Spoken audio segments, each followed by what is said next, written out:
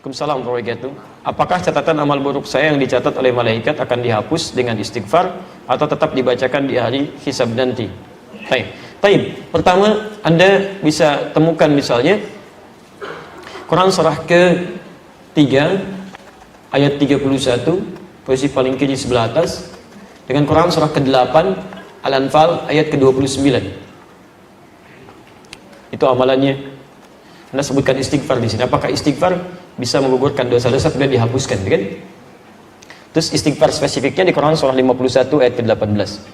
Qul in kuntum tuhibbunallaha fattabi'uni yuhibbukumullah wa yaghfir lakum dhunubakum. Wa yaghfir lakum dhunubakum. Qul, katakan Muhammad, in kuntum tuhibbunallaha, jika kalian serius mencintai Allah, fattabi'uni, ikuti sunnah Nabi, tuntunannya. Yuhibbukumullah, maka Allah akan cintai kalian. Jadi kalau bapak ibu ingin dicintai Nabi, dicintai Allah bahkan, maka diantara caranya, wasilahnya, ikuti sunnah Nabi. Dari mulai bangun sampai tidur lagi. Ya, hati-hati, bukan cuma sholat ibadahnya saja yang ritual, tidak. Sholatnya seperti Nabi, tapi lisannya nggak seperti Nabi, pandangannya nggak seperti Nabi, semuanya. Ya, hati-hati. Anda yang mengatakan ikut Quran, ikut sunnah, maka semua sunnah praktekkan. Jangan Anda mengajak pada Quran dan sunnah, tapi Anda melanggar ketentuan sunnah, itu nggak boleh. Ya, tidak tepat di situ. Ya. Nah, kemudian apa yang kita dapatkan kalau bisa mengikuti tuntunan Nabi? Wa yaghfir lakum dzunubakum, dan Allah akan berkenan menggugurkan, menghapuskan semua dosanya. Dzunub itu semua. Jamak dari kata dzambun. Dzambun Quran surah ke-40 ayat 3. Ghafiriz dzambi wa qabilit taubi. Ada orang-orang yang dosa-dosa ringannya diampuni oleh Allah dan menerima taubat. Kalau sudah banyak kalimatnya bukan dzambun lagi, dzunubun, luas. Maka diampuni dosanya, digugurkan keseluruhannya. Bahkan kalaupun berlebih disebut dengan israf. Banyak dosa ya, tak terlukiskan. Bunuh orang sekian dan sebagainya. Ya, Masya Allah, pernah berbuat ini, berbuat itu. Langgarannya banyak, disebut israf. Quran surah 39 ayat 53. Qul ya ibadiyalladzina asrafu ala anfusihim la taqnatu min rahmatillah. Katakan Muhammad pada hamba-hambaku yang telah banyak berbuat dosa berlumur, jangan putus asa dari rahmat Allah. Dapatkan ampunannya. Mohonkan. Bukankah pernah ada yang membunuh 100 orang?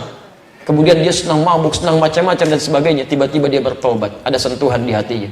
Jadi kalau bapak ibu pernah ada sentuhan begini, ya Allah, saya bisa berubah nggak ya? Itu tanda pertama dari Allah menginginkan Anda berubah. Cepat ambil. Jangan biarkan. Sebab kalau Anda biarkan, tidak mudah mendapatkan tanda itu lagi. Ambil. Rumusnya Quran surah 29 ayat 69. Walladzina jahadu fina lanahdiyannahum subulana. Orang yang cepat merespon petunjuk kami akan bimbing dia untuk berubah. Bahkan nanti ada yang berubahnya drastis, disibghah oleh Allah. Quran surah kedua ayat 138. Ya, sibghatallah wa man ahsanu minallahi sibghah. Ya, ada yang disibghah. Sibghah itu kayak dicelupin. Ya, pernah bikin teh celup? Kalau dimasukin ke dalam airnya basah nggak tehnya? Basah. Ada orang yang dicelup langsung, disibghah. Jadi begitu dia tergerak untuk berubah, tiba-tiba seluruh perilaku hidupnya berubah. Kata-katanya berubah, pakaiannya berubah, penampilan berubah, kebaikan, itu sibghah namanya. Ada yang dicintai oleh Allah Subhanahu wa Ta'ala. Kalau sudah seperti itu, apa yang terjadi? Maka peluang pertama, langsung dihapuskan semua keburukannya, termasuk catatan amal buruknya. Selesai. Tidak diungkap, disimpan. Ya. Kalau dihapus masih ada nggak? Sudah, kalau dihapus bersih itu habis, selesai. Nggak ada apa yang mau dibacakan, dihapus, dosa dihapus. Bahkan ada di antara mereka yang masuk surga tanpa hisab. Ya, bukankah sahabat Nabi Umar bin Khattab radhiyallahu ta'ala anhu masuk surga tanpa hisab? Siapa Umar sebelum masuk Islam? Tapi nggak pernah disebutkan sekarang, nggak pernah dikenang yang seperti itu, berubah menjadi kebaikan. Ya, lihat, Umar dulu menjadi musuh Nabi, keras terhadap Nabi, didoakan oleh Nabi, masuk Islam, hasuna Islamu, bagus Islamnya, berganti kebaikan dari keburukan. Ya, Quran surah ke-11 ayat 114. Indah sekali. Apa bahasanya? Ya, aqimis salata tarafai minan nahar wa zulafan minal lail innal hasanati yudhibnas sayyi'at. Ketika banyak berbuat baik, keburukan-keburukan akan dilupakan. Takwa meningkat. Oh mayyattaqillah, siapa yang meningkat takwanya? Lihat kalimatnya, yukaffir anhum sayyi'atihim, dia hapuskan semua keburukannya. Diciri orang yang tobatnya diterima, dosanya diampuni, maka akan dijaga oleh Allah untuk berbuat dosa yang berulang. Dijaga, matanya memandang yang baik, kalimatnya baik, semua bagus, takwanya meningkat, ibadahnya rajin. Apa kata Nabi? Umar masuk surga tanpa hisab. Hisab aja nggak ada, bagaimana mau dibacakan catatannya? Nggak ada hisabnya, masuk aja.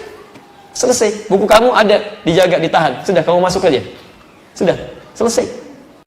Indah gitu kan? Ada semuanya. Tapi Ada level orang-orang biasa. Quran surah keempat ayat 100, posisi paling kiri sebelah bawah. Ada orang bunuh 100 orang, ya banyak keburukannya, tiba-tiba mau bertobat. Kata Syekh pada saat itu, kata alimnya, pergi ke tempat sana, berubah kamu. Kamu bukan tidak bisa jadi orang baik, cuma lingkungan kamu nggak bagus, membuat kamu selalu buruk. Hijrah. Begitu dia berangkat di perjalanan, jalan, Allahu Akbar. Apa yang terjadi? Baru sampai sejengkal mau ke tempat-tempat dia belajar, jarak lebih sejengkal di pertengahan. Tiba-tiba maut datang lebih cepat dari apa yang dia duga, meninggal seketika. Tayyib. Apa ayatnya kemudian berbunyi? Turun berita masuk surga dia. Karena di jalan dia tobat digugurkan dosanya. Dia beramal saleh cuman sejengkal. Wa may yakhruj min baiti muhajiran ila Allah wa rasulih thumma yudrikul maut faqad waqa'a ajruhu 'ala Allah. Siapa yang berusaha mau berubah, mengikuti tuntunan Allah, mengikuti rasulnya, tapi tiba-tiba belum sempat dia berubah sepenuhnya, baru keluar rumahnya untuk berubah, masya Allah, yudrikul maut datang lebih cepat dari apa yang dia duga. Faqad waqa'a ajruhu 'ala Allah. Pahalanya tertuliskan di sisi Allah Subhanahu wa taala. Taubatnya diterima, keluar langkahnya ada pahala, masuk surga dia. Masuk surga. Ada orang datang kepada Rasulullah, "Ya Rasulullah, saya berislam, saya tobat, masuk Islam, syahadat." Gugur dosanya, naik ke unta, untanya terperosok, untanya jatuh, dia jatuh, dia meninggal, untanya mati. Kata Nabi, ini orang paling beruntung sama kamu nih, amalan sedikit masuk surga. Sebelumnya dia tobat. Anda kurang apa lagi? Pernah bunuh 100 orang?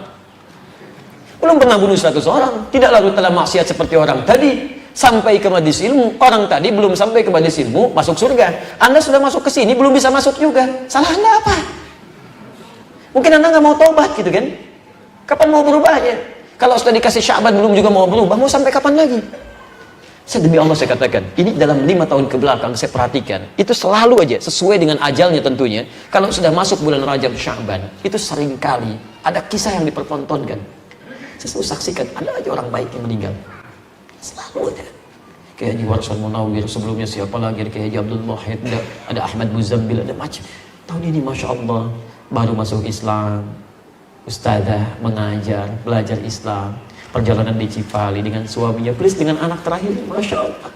Sebabnya, sebab itu bahasa biasa manusia, ya bisa tabrakan, bisa macam-macam dan sebagainya. Intinya Allah sayang, kamu sesuai ajalnya pulang ya, bekal kamu cukup. Sudah, kamu sudah taubat, sudah mengganti dengan risalah dakwah, pulang, bekal cukup. Ustaz Ja'far baca surat Al-Mulk, ayat pertama nyaring, kedua nyaring, walladzi khalaqal mauta wal hayata liyabluwakum ayyukum ahsanu amala. Ayat ketiga meninggal. Masya Allah. Enak meninggalnya itu tenang. Gak ada gerak begini begitu, gak ada teriak-teriak, gak ada macam-macam. Ya iya Tuhan nafsu mutmainnah. Mereka barangkali sesuai ajalnya menghadap kepada Allah, tidak membutuhkan keutamaan Sya'ban lagi, kemegahan keberkahan Ramadan lagi, karena bekalnya cukup. Kita masih membutuhkan hari ini untuk bisa berubah. Kalau Anda diberi kesempatan hari ini belum mau berubah juga, Anda mau sampai kapan lagi? Bisa meninggal kita. Ya, dulu saya di Lebak Bulus tuh mengasuh pesantren Al-Hikmah, penghafalan Quran untuk mahasiswa. Kita sediakan fasilitasi gratis itu, Masya Allah. Al-Hikmah tetangga kami tahsinnya Ustaz Ahmad Muzambil, sama muda juga, usia 37 tahun. Hari Kamis menjelang juga, nggak dapat Ramadan. Kamis, pada subuh, pahalanya udah banyak. Kalau saya masih banyak dosanya, ya, masih butuh hari ini. Dia sudah dipanggil, sesuai dengan ajalnya. Sudah ya ayat Tuhan nafsul mutmainnah. Cuma habis subuh, kamu sudah mengajarkan tahsin, orang yang ikhlas, orang setiap yang tahsin dapat pahalanya, kamu sudah pulang, bakal kamu sudah banyak. Cuma bersin 2 kali, pada subuh, bersin, meninggal, bersin. Antum berkali-kali bersin, tadi belum meninggal juga. Ya. Sih butuh hari ini, ya. Ini manfaatkan lah, sayang kalau nggak dimanfaatkan. Baik, jadi nanti ada yang dihapuskan, ada yang tetap dibuka, cuman nggak disebarkan. Hisabnya antara dia dengan Allah. Dia Allah kemudian tutup menggunakan satar, diperlihatkan, kamu ini punya kesalahan ini. Saya ampuni, kata Allah, sebagai rahmat Allah, tapi nggak dibuka. Siapa orang itu? Di antaranya orang yang gemar menutup aib orang lain. Jadi kalau bapak ibu senang menutup aib orang lain sekalipun salah, kemudian Anda diam-diam memperbaiki, Anda doakan, Anda datangi dia dan sebagainya, itu ditutup aibnya oleh Allah. Sebaliknya ketika Anda membuka aib orang lain, kalaupun itu benar, itu dosanya berlipat itu. Banyak dosanya. Bikin aja ada status tentang orang lain, bikin status. Dia itu ternyata begitu ya, nggak nyangka tuh tulis kan, nyebar, tersebar ke banyak orang. Urusan Anda dengan dia kemudian selesai satu waktu, sudah bersalaman, tapi urusan dia dengan orang yang disebarkan, yang berprasangka buruk belum selesai itu. Bagaimana menyelesaikannya? Makanya hati-hati. Ya. Saya kemarin pulang dari satu negara, beberapa tempat. Ini saya doakan juga supaya berubah. Ini nggak boleh seperti ini. Ya. Ada orang-orang yang menyebarkan berita tidak baik sampai mengintervensi supaya pengajian kami dibatalkan. Itu panitia nangis depan saya. Datang nangis. Nyampaikan, Ustadz saya ditelepon si fulan. Ustadz juga dan sebagainya. Oh jangan terima dari Ustadz Adi, manhajnya rusak, begini. Masya Allah. Ya, dan disampaikan, itu Ustadz Adi sudah dinasihati oleh masyayikh yang besar, masyayikh kita, guru-guru kita. Tapi orang ngeyel. Saya katakan, tahu nggak sampai hari ini belum ada satupun yang datang. Saya ajak ketemuan gak ada yang datang, dialog gak ada yang datang. Senangnya nulis, ngajak pertemuan di rumah makan, dia bilang. Mau makan itu tempat orang lapar, bukan tempat orang menuntut ilmu. Ya gak ada yang datang sama sekali. Nih saya bilang saya punya bukti rekamannya, cuman saya nggak buka untuk menghormati orang itu.